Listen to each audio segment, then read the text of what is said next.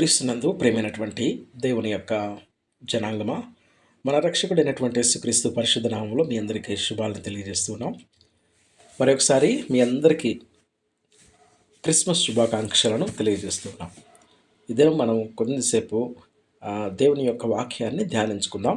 ఈ దినమునకై దేవుడు ఏర్పాటు చేసినటువంటి లేఖన భాగము లూకాసు వార్త 1వ అధ్యాయము 74, 75 వచనాలు, 68 నుండి 75 వరకు అంతా కలిసే ఈ యొక్క వాక్యము ఉంటుంది. అయితే ఈ యొక్క లేఖన భాగం 68 నుండి దగ్గరగా 80 వరకు లేదా 79 వరకు ఉన్నటువంటి వచనము అంతా కూడా, ఈ వచనాలు ఇదంతా కూడా జకర్యా యొక్క పాట. ఆయన జకర్యా కీర్తన అంటారు. జకర్యా పరిశుద్ధాత్మ పూర్ణుడిగా ప్రవచించాడు. కాబట్టి ఈ యొక్క లేఖన భాగంలో నుండి మనం 74వ వచనాన్ని 75వ వచనాన్ని ధ్యాన భాగంగా మనం తీసుకుందాం. మనము శత్రువుల చేతి నుండి విడిపించబడి మన జీవిత కాలమంతయు నిర్భయులమై ఆయన సన్నిధిని పరిశుద్ధముగాను నీతిగాను ఆయనను సేవింపను అనుగ్రహించుటకు ఈ రక్షణ కలుగజేసెను. చిన్న ప్రార్థన చేసుకుందాం దేవుని యొక్క సహాయం కొరకు. మమ్మల్ని మికిలిగా ప్రేమించిన మా ప్రియ పరలోకపు తండ్రి, మీ పరిశుద్ధ పాదములకు వందనాలు, మీకు స్తోత్రములు. 2025వ సంవత్సరము తండ్రి చివరి దినాలలో మేము ఉంటూ ఉన్నాం. డిసెంబరు చివరి మాసములోనికి ప్రభా మేము వచ్చి ఉన్నాం. ఈ క్రిస్మస్ సందర్భంగా తండ్రి పరలోక సింహాసనములో నుండి ఈ దినము మీరు ప్రేమించినటువంటి బిడ్డలతోటి, అనగా మా అందరితోటి చదవబడిన లేఖన భాగంలో నుండి మాతో మాట్లాడమని, మాకు బోధించమని, వాక్యమును మాకు నేర్పించమని, మా బోధకుడైనటువంటి పరిశుద్ధాత్ముని ద్వారా వాక్య మర్మములు మాకు తెలియజేయమని యేసు పరిశుద్ధ నామములో మిక్కిలి వినయంగా ప్రార్థిస్తున్నాము తండ్రి. ఆమేన్. క్రీస్తునందు ప్రియమైన దైవజనమా, యేసుక్రీస్తు ప్రభువారు యొక్క లోకానికి రావడానికి గల ప్రధానమైనటువంటి కారణం, యేసుక్రీస్తు ప్రభువారు ఆయన పరిపూర్ణమైనటువంటి మానవుడు, పరిపూర్ణమైనటువంటి దేవుడు. కొలస్సీ పత్రికలో ఏలయనగా దేవుని యొక్క సర్వ పరిపూర్ణత క్రీస్తునందు నివసించుచున్నది అనే లేఖన భాగాన్ని మనం చదువుకుంటాం. మనకి కొలస్సీ పత్రికలో ఈ మాట చక్కగా వ్రాయబడి ఉంటుంది. ఒకసారి కొలస్సీ పత్రిక మనము 2వ అధ్యాయము 9వ వచనాన్ని చదువుకుందాం. ఏలయనగా దేవత్వము యొక్క సర్వ పరిపూర్ణత శరీరముగా క్రీస్తునందు నివసించుచున్నది. కాబట్టి ఆయన పరిపూర్ణమైనటువంటి మానవుడు, పరిపూర్ణమైనటువంటి దేవుడు.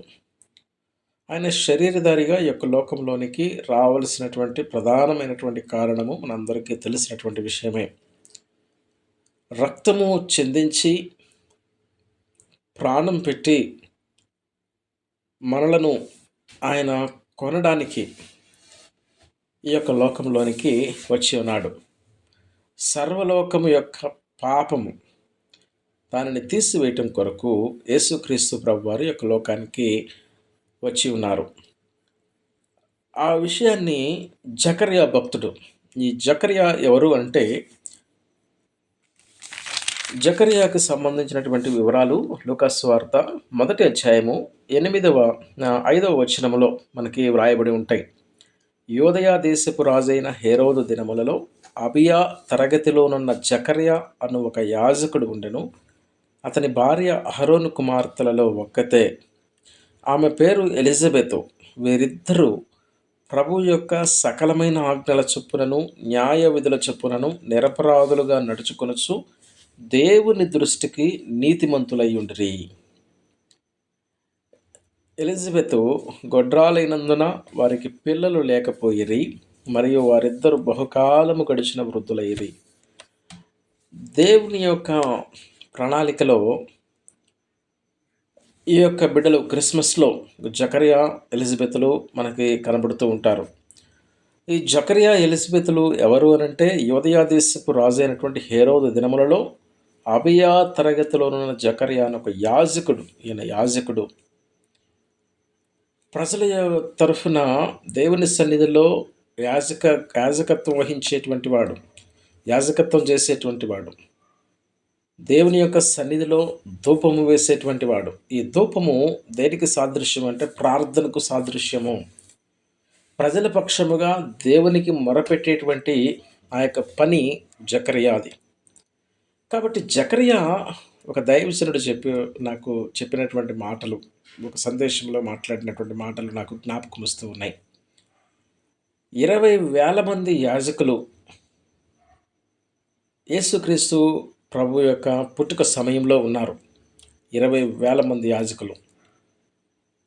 ఆ 20,000 మంది యాజకులలో జకర్యా ఒక ప్రత్యేకించబడినటువంటి వ్యక్తిగా ఉంటున్నాడు.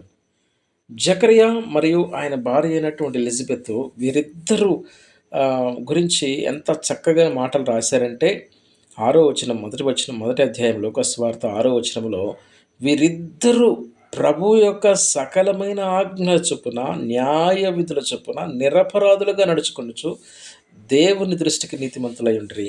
వీరిని గురించినటువంటి స్టేట్మెంటు, దేవుడు ఇస్తున్నటువంటి స్టేట్మెంటు. ఎంత చక్కగా వారు దేవుని యొక్క ఆజ్ఞలకు లోబడుతున్నారో, దేవునికి విధేయులై ఉంటున్నారో, వారి యొక్క జీవితము ఎంత మాదిరికరంగా ఉంటున్నదో వారి గురించి వ్రాయబడినటువంటి ఆ మాటలు ఎంత ఆశీర్వాదకరంగా ఉంటున్నాయో చూస్తే చాలా ఆశ్చర్యం కలుగుతుంది. కాబట్టి ఒకరు కాదు, ఇద్దరు కూడా, కుటుంబంలో ఉన్నటువంటి ఇద్దరు, భార్యాభర్త ఇద్దరు కూడా దేవుని యొక్క న్యాయ విధుల చొప్పున సకలమైనటువంటి ఆజ్ఞలు, ప్రభు ఇచ్చినటువంటి సకలమైనటువంటి ఆజ్ఞల చొప్పున నిరపరాధులుగా నడుచుకుంటూ ఉన్నారంట. ఈరోజు మనమేమో మన జీవితాలలో కూడా ఇటువంటి పరిస్థితిని మనం కలిగి ఉండాలి.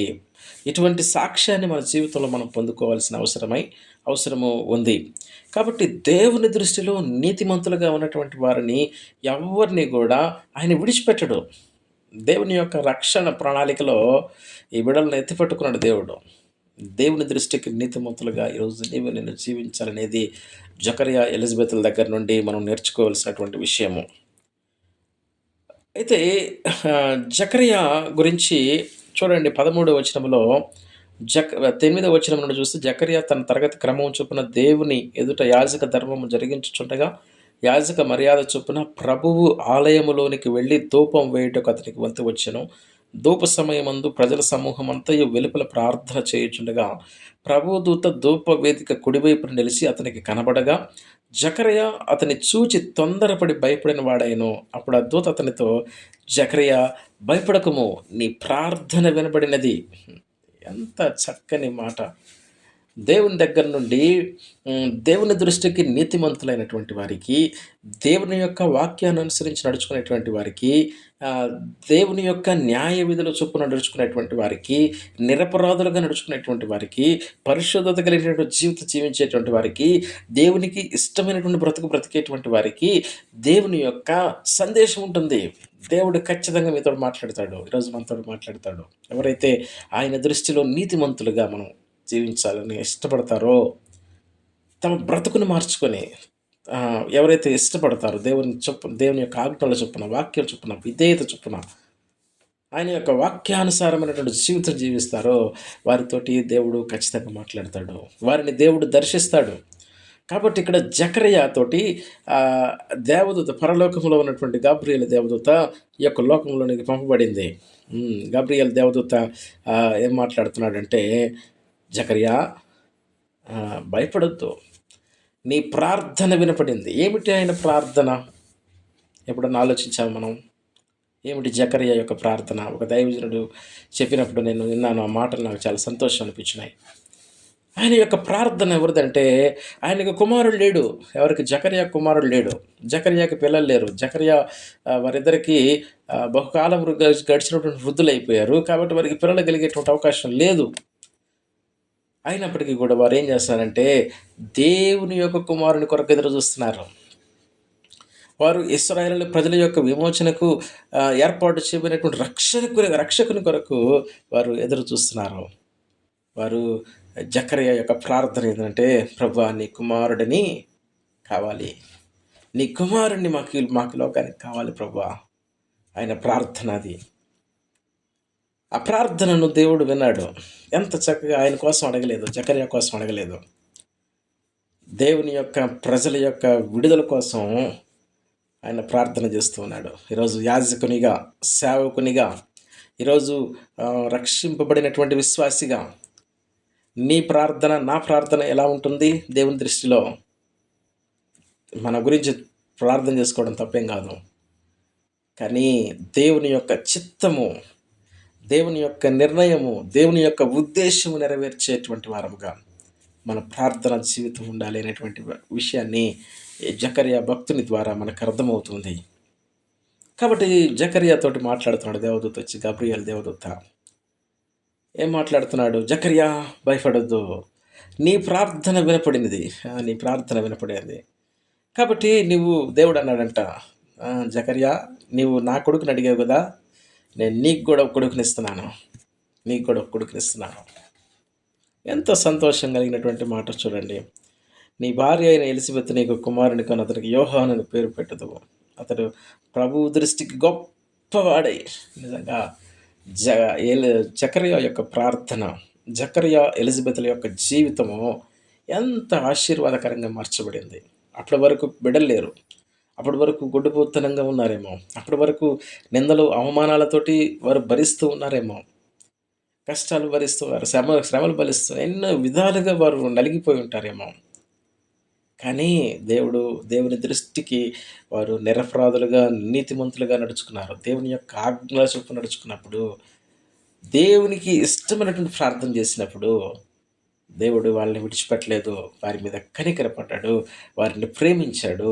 ప్రేమించి వారికి ఒక వర్తమానం పంపించాడు. ఏంటంటే వర్తమానం అంటే చూడండి, నీ ప్రార్థన వినపడింది, నీ భార్య అయిన ఎలిజబెత్ నీకు కుమారుని కను. నీవు నా కుమారుని అడిగావు కదా, నేను నీ కుమారుని ఇస్తాను, నీ కుమారుని ఇస్తాను. అతని పేరు యోహాను పేరు పెడతావు. అతను ప్రభు యొక్క మార్గమును సిద్ధపరుస్తాడు, ముందుగా నడుస్తాడు. ఎంత చక్కని మాటలు, ఎంత చక్కని ప్రణాళిక దేవుంది, ఎంత చక్కని జీవితం జకర్యా ఎలిజబెత్లది. ఈరోజు ఈ క్రిస్మస్లో మనం వారి దగ్గర నుండి మనం నేర్చుకునేటువంటి విషయాలన్నీ కూడా మనం తెలుసుకోవాలి, నేర్చుకోవాలి.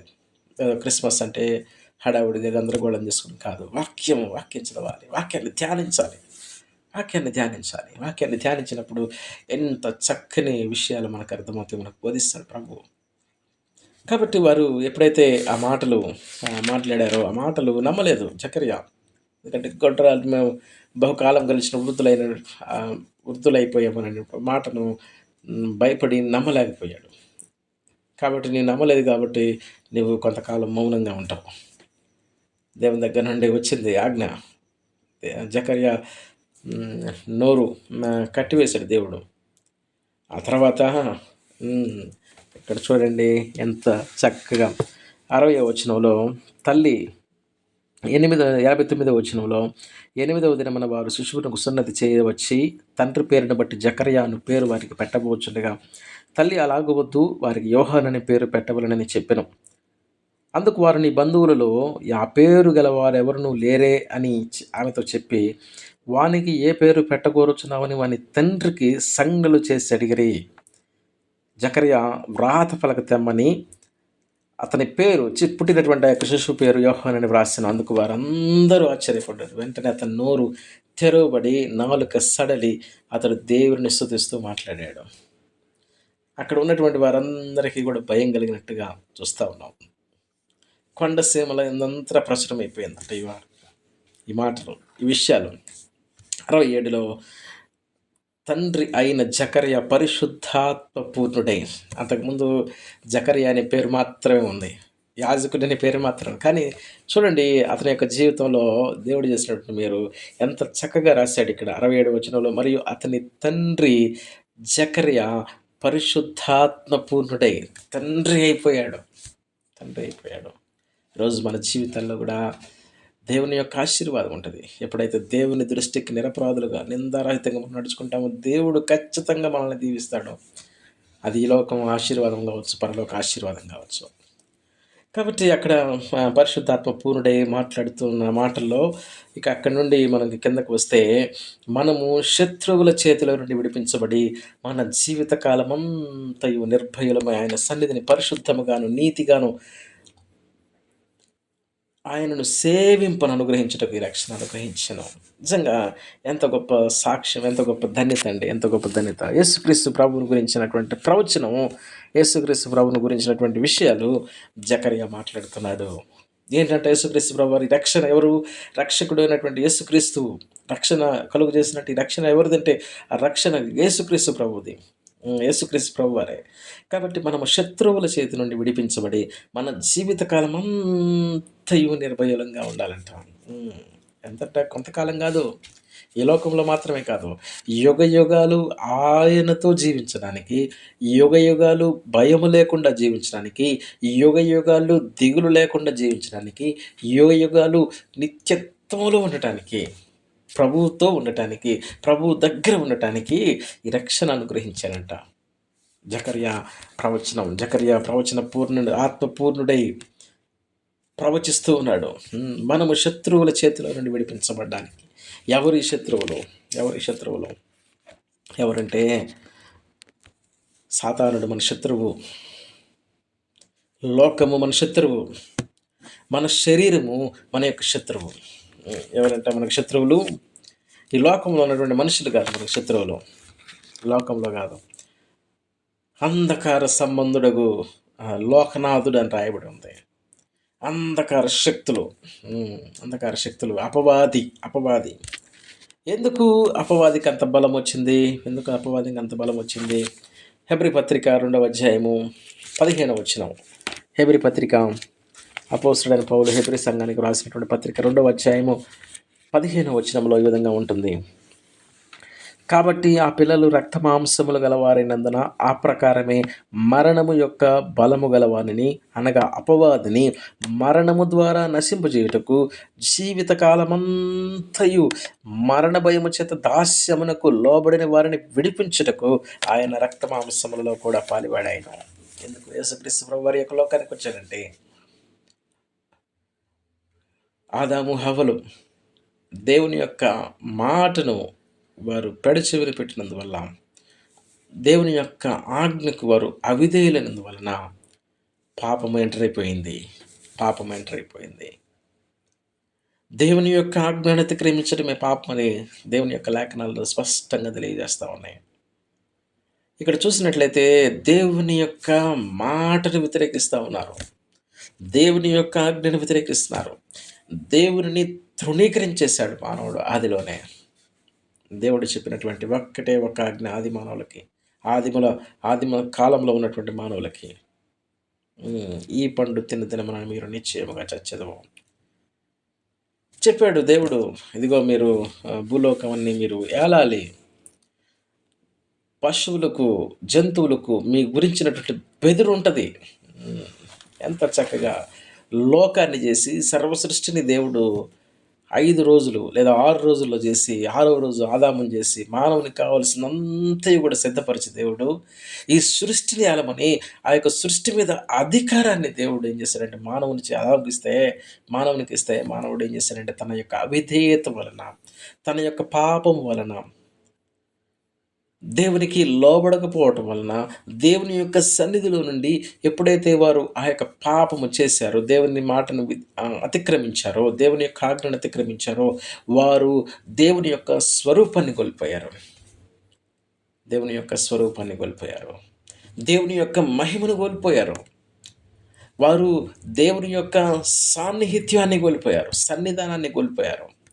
అందుకని ఇక్కడ మా లూకాసు వార్త రాస్తూ, మనము శత్రువుల చేతిలో నుండి విడిపించబడాలి, మన జీవిత కాలమంతా నిర్భయులమై ఆయన సన్నిధిలో పరిశుద్ధముగాను నీతిగాను ఆయనను సేవించడానికి ఈ రక్షణ యేసుక్రీస్తు ప్రభువారి లోకానికి వచ్చిన కారణం అదే.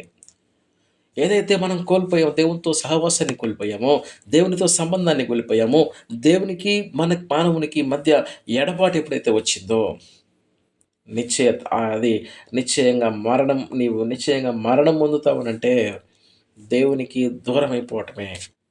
ఈరోజు మనము దేవుని యొక్క వాక్యాన్ని అనుసరిస్తూనే ఉంటాం. ప్రార్థనకు వెళ్తూనే ఉంటాం.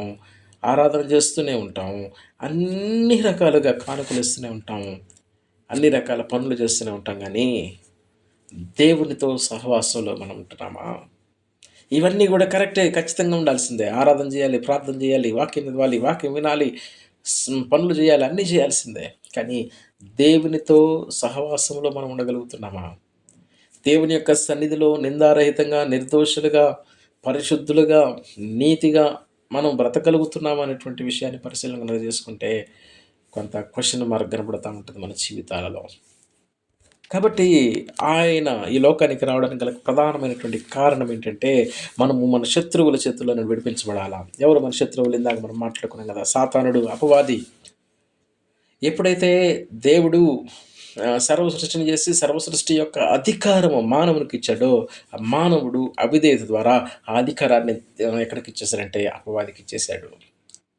సాతానుడు ఆ యొక్క అధికారాన్ని లాక్కున్నాడు మానవుని దగ్గర నుండి. ఎప్పుడైతే ఆదాము పాపం చేశాడో, దేవుడు సాయంకాలం వేళలో, సంధ్య వేళలో, సాయంకాలం వేళలో ఎప్పుడైతే వచ్చి ఆదాము నీవెక్కడున్నావు అనంటే, నేను నిన్ను చూడలేక భయపడి చెట్టు వెనక దాక్కున్నాను. ఎందుకు? ఎందుకు దాక్కున్నావు? భయం వచ్చేసింది పాపం చేసినప్పుడు. ఏం భయమొచ్చింది? మరణ భయమొచ్చింది. మరణ భయమొచ్చింది. దేవునితో దూరమైపోవడమే ఆధ్యాత్మిక మరణము. ఆధ్యాత్మిక మరణము. కాబట్టి దేవునితో అంటుకట్టబడి ఉండాల్సినటువంటి మనము దేవుని యొక్క మాటకు అవిధేయులైనందువలన మనము పాపము చేసి భయాన్ని తెచ్చుకున్నాము. సాతానుని ద్వారా ఈ సాతానుడు మనకు ఉన్నటువంటి ఆ యొక్క అధికారాన్ని, సృష్టి మీద అధికారాన్ని లాగేసుకున్నాడు. శక్తిమంతుడే సాతానుడు, కానీ దేవుడు సర్వశక్తిమంతుడు. కాబట్టి మన యొక్క శత్రువు సాతానుడు, మన యొక్క శత్రువు ఈ యొక్క లోకము, మన యొక్క శత్రువు మన శరీరమే. అందుకని అపవాది అంటాడు, పౌలు అంటాడు, అందరికీ చెప్పి నేను భ్రష్టుడనైపోతానేమోనని నా శరీరాన్ని నలగొట్టుకుని లోపరుచుకుంటున్నాను అంటాడు. అవును, శరీరం మీద శరీరానికి సంబంధమైనటువంటి కోరికలు. ఆదాము హవ్వలు కనుక మనం చూసినట్లయితే వారు లోకంలో ఉన్నదంతయు ఏంటంటాం? నేత్రాశ, జీవపు డమ్మము. శరీరాశ, నేత్రాశ, జీవపు డమ్మము. తింటే బాగుంటుంది, పండు తింటే బాగుంటుంది శరీరాశ. చూడటానికి రమ్యంగా ఉంది నేత్రాశ.